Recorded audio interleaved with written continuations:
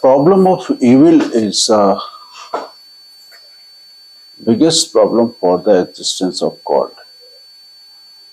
The problem of evil basically arises for those people who believe in the personalistic type of God. So that's why before we come on to the problem of evil, we have to understand exactly what the personalistic type of God is. There are two viewpoints about the nature of the God. The first one is known as the personalistic type of God. Personalistic type of God basically refers to a God which has almost all the human quality that a human have. But this quality are present in the personalistic God in the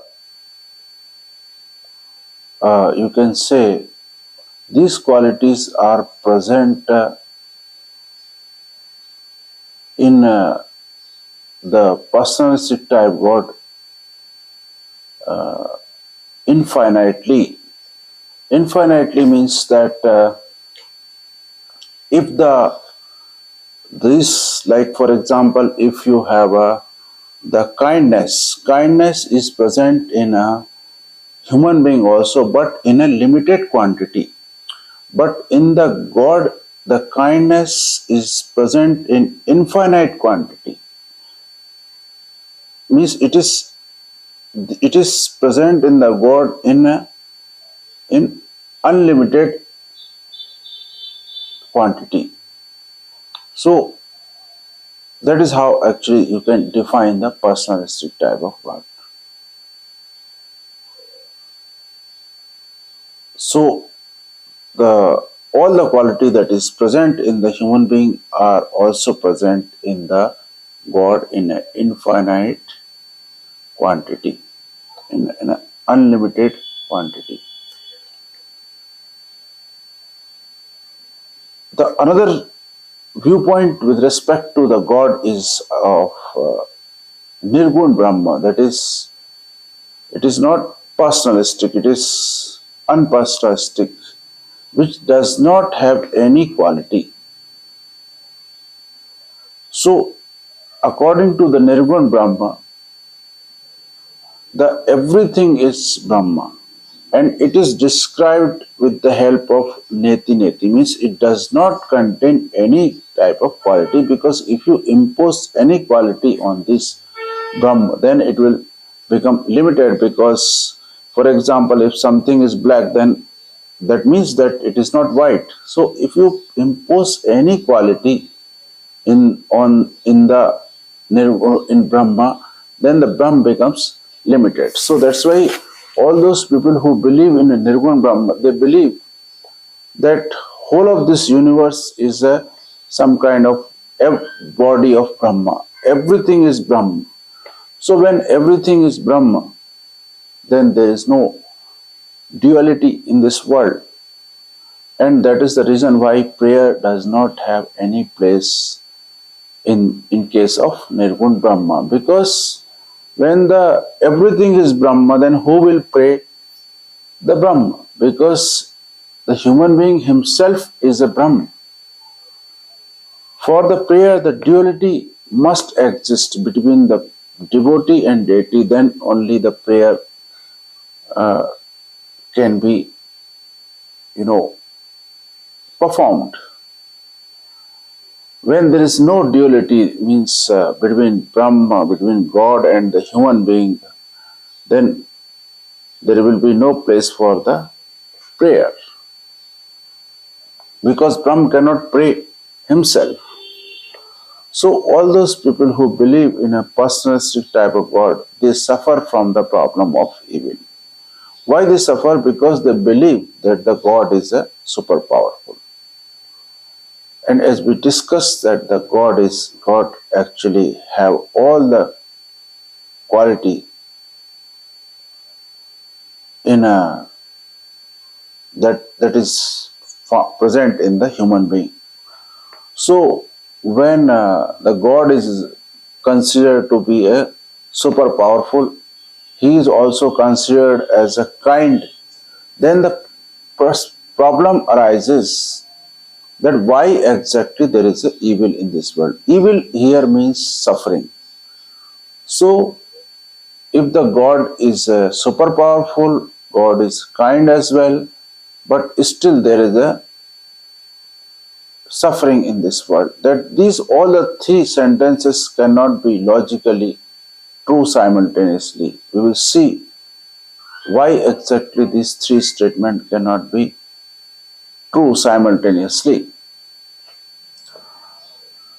If you consider the God as a super powerful, then and that means that he is capable of removing the suffering from this world.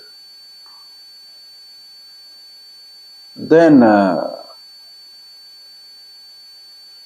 so he is capable of removing the suffering from this world, and he is also kind. That means he also want to remove. Then why exactly there is suffering? Because if he is considered as a super powerful, then he cannot be considered as a kind. Because super powerful means he can remove this suffering, but suffering exists. That means that he cannot be considered as a kind. That means that he doesn't want to remove this suffering from this world. And if he is considered as a kind, that means that he cannot be considered as a super powerful, because kind means that he want to remove this suffering from this world, but he cannot. So that is the reason why these three statements cannot be true simultaneously. But all the philosophers who believe in a personalistic God, they try to give a lot of argument saying that God is not basically responsible for this suffering. So they give a lot of argument to overcome this problem. But we will see one by one all the argument given by this philosopher, and we will also see to what extent these arguments can be considered as a somewhat logical. So the first argument that this philosopher has given is that they say that the God, basically the human being, bear the fruit of his own sin. That means that the God, human being commits sin, and whatever suffering they goes through is a result of their own sin, and that's why the God cannot be blamed for the suffering that they experience. But the problem with this argument is that, first of all, how we can understand what is the order of the God, what is exactly the morality. Because the different religion has a different viewpoint about what exactly the morality is. The sacrifice of an animal can be considered moral in one religion, but it can be considered a sin in another religion. That's why it becomes very difficult for a human being to understand exactly what morality is. Even if the human being anyhow can come to know about the morality also, then how you will explain the suffering of all those birds, innocent animal which get themselves killed, or which goes through this suffering because of natural calamities like earthquake or any other calamities like flood. So this is the another problem in this argument. Then this, in order to solve this problem, these philosophers say that these innocent animals and birds appears to be innocent right now in the present life, but they must have committed the sin in their past life, that's why they are suffering. But we can say that the concept of rebirth itself has not yet been proven. That's why this argument cannot be considered as a logical argument. Then, if we accept this argument that the human being or the animals suffer because of their own sin, then removing this suffering from this world will be considered as some kind of you know hindrance or some kind of obstacle in the scheme of the God. Because if you try to remove this suffering, that means you are interfering with the scheme of the gods. That is another problem. Then, if we think why exactly the human being commits sin, because of their bad habits. And who has created these bad habits? Ultimately, as a creator of this world, the God cannot be spared, because ultimately all these bad habits has been created in the human being by the God, and that's why ultimately all the responsibility lies with the God. So this is the first argument that was given by these philosophers. The second argument, they say that it is some kind of moral warning. So suffering is some kind of moral warning by the God, because if this moral warning is not given by the God, then human being will not pray the God, and he will become somewhat unreligious. But the problem is that it does not basically explain the moral sin, because there are two types of sin, there are two types of suffering.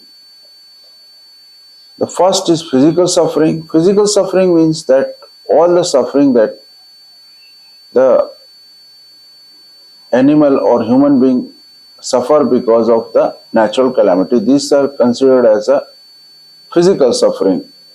But there are suffering in this world which is a result of human beings' own deeds. Like, for example, if a bridge is being constructed and if the engineer does not use the proper material in the construction of the bridges, then it will lead to some kind of mishaps. And during these mishaps, if some people dies, then this kind of suffering will be considered as a moral suffering, because these are the result of human beings' own deed. So if human being involved in a corruption, then all the suffering that will result from this corruption will be considered as a moral suffering. Or you can take another example also, like whatever global suffering that will be result of the global warming can be considered also as a moral suffering, because this global warming is result of human beings' own actions. So there are two types of suffering: moral suffering and the physical suffering. When these philosophers give this argument that this is some kind of moral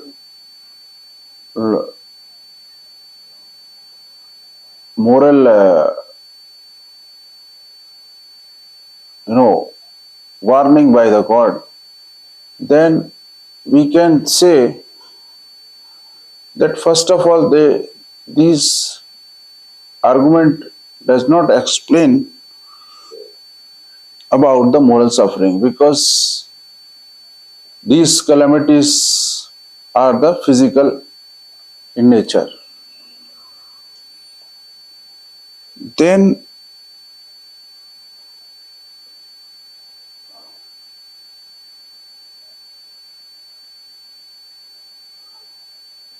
if these moral warning sometime, instead of, you know, instead of we can say generating the faith in the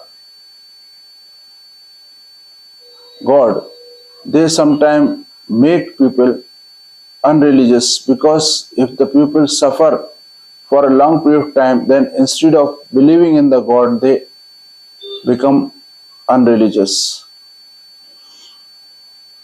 Then this kind of moral warning cannot produce the faith in the God, and they make the God very, you can say, inferior, because this type of God cannot be considered as a kind which gives so much suffering in order to produce the faith in himself. This type of God cannot be considered as a, you know, God.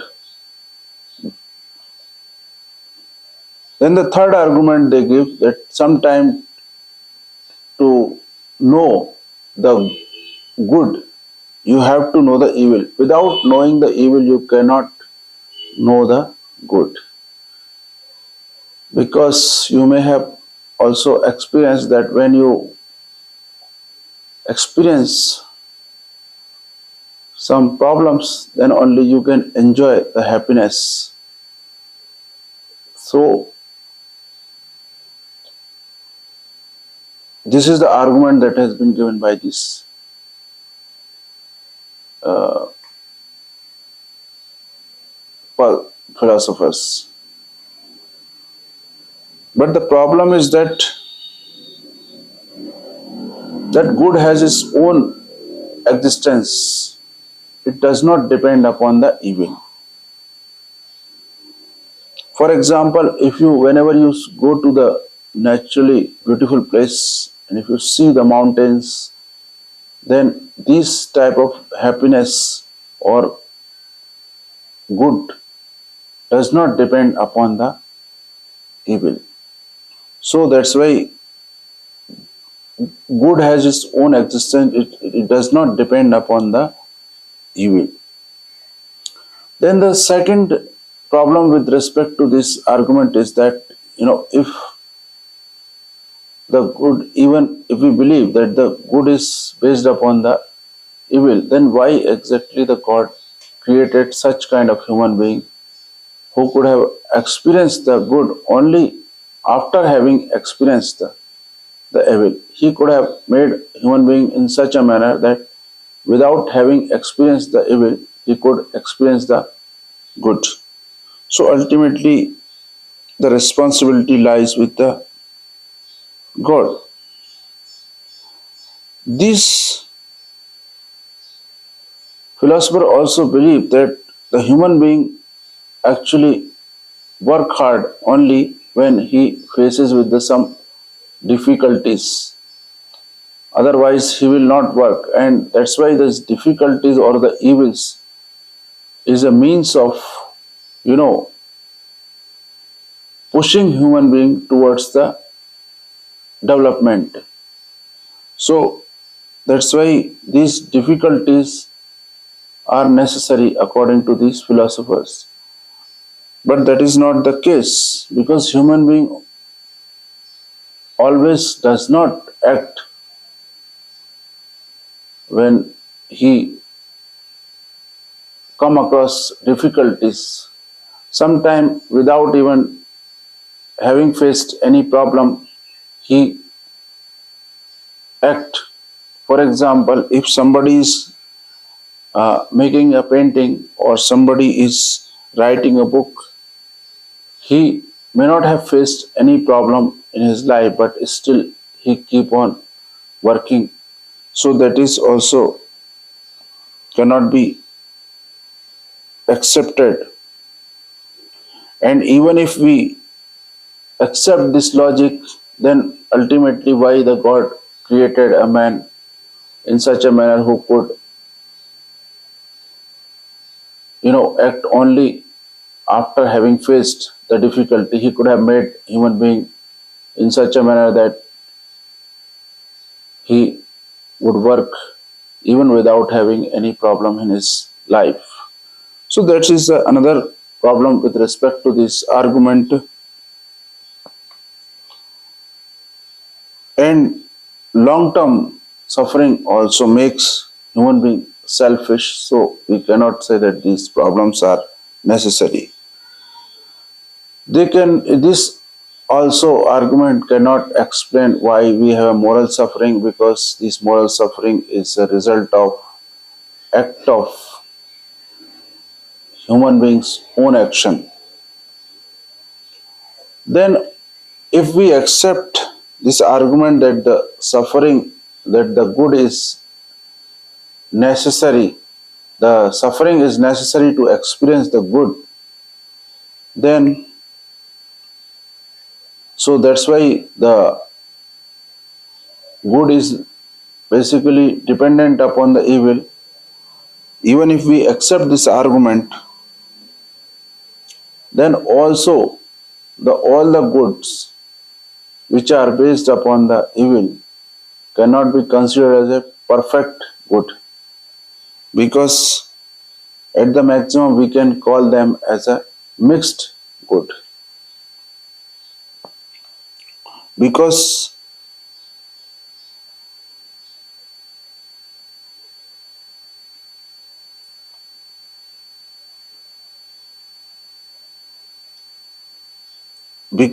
these goods, if we don't if there will be no existence of the negative, the evil, then these good will not exist.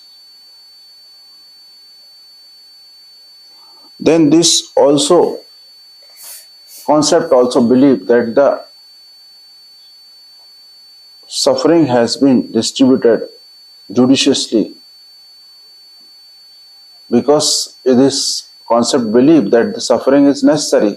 That's why this believes that the suffering is distributed judiciously, but that is not the case, because some people suffer more than the other.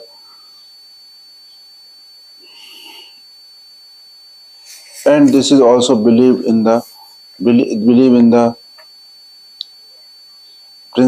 concept of deeds and the concept of rebirth, which are themselves are, you know has not been proven.